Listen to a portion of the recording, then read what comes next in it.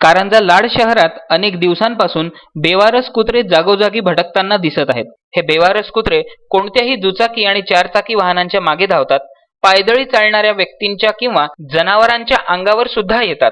मागील 2 दिवसांमध्ये काही कुत्र्यांनी तब्बल 10 ते 15 व्यक्तींना चावा घेतल्याची माहिती समोर येते आहे. कुत्र्यांनी चावा घेतलेले रुग्ण उपचारार्थ कारंजा उपजिल्हा रुग्णालयात दाखल होऊन उपचार घेत आहेत. ह्या मोकाट कुत्र्यांमध्ये 2 पिसाळलेले कुत्रे असल्याचे समजते आणि ते लहान मुलांना आपले लक्ष करत असल्याचे दिसून येते आहे. काही कुत्रे चारचाकी वाहनांचा आसरा घेत वाहनांच्या खाली सुद्धा बसलेले असतात आणि वाहनाच्या बाजूने जाणाऱ्या येणाऱ्या व्यक्तींच्या लहान मुलांच्या अंगावर नकळत झपटा मारतात, असे सुद्धा निदर्शनास येते आहे. शहरातील नागरिकांनी या घटनेची दखल घेऊन सावधानी पाळणे गरजेचे आहे. तसेच मोकाट कुत्र्यांना पकडून जंगलात नेऊन सोडणे नगरपालिकेचे प्रथम कर्तव्य आहे. मात्र नगरपालिका यावर कोणत्याही प्रकारचे लक्ष देत नाही, असे निदर्शनास येते आहे.